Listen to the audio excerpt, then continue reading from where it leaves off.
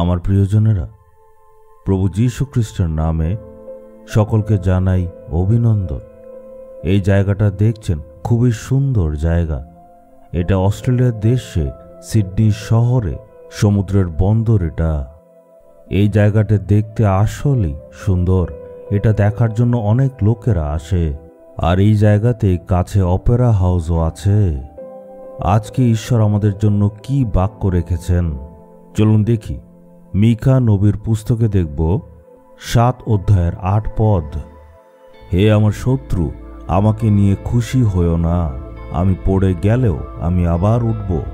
আপনি যদি কোনো দৌড়ের প্রতিযোগিতায় ভাগ নেন আর দৌড়তে দৌড়তে যদি পড়ে যান, আপনাকে যারা প্রেম করে তারা খুব দুশ্চিন্তায় চলে আসবে। তারা বলবে তুমি আবার উঠে দৌড়াও।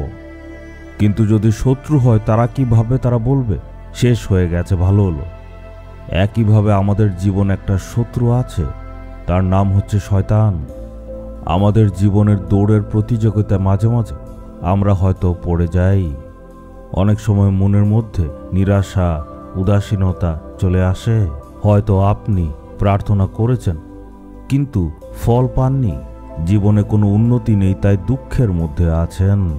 অনেক সময় পরিস্থিতি এমন হয়ে যায় আমরা পাপে পড়ে যাই, তখন আবার উদাস হয়ে যাই।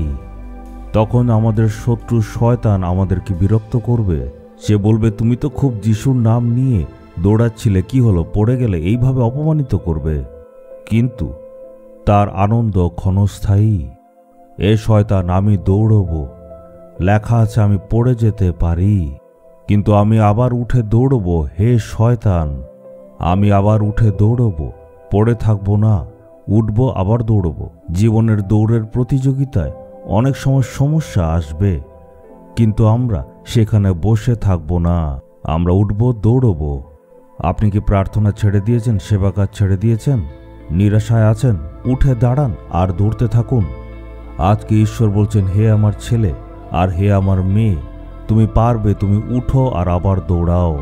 শয়তান, তুমি ভাবছো নিরাশায় হয়ে আমি পড়ে থাকবো? না, আমি আবার উঠব, আবার দৌড়ব, আর সেই প্রতিযোগিতা আমি নিশ্চয় শেষ করব। তাই কেন আপনি বসে আছেন? উঠুন আর দৌড়ান।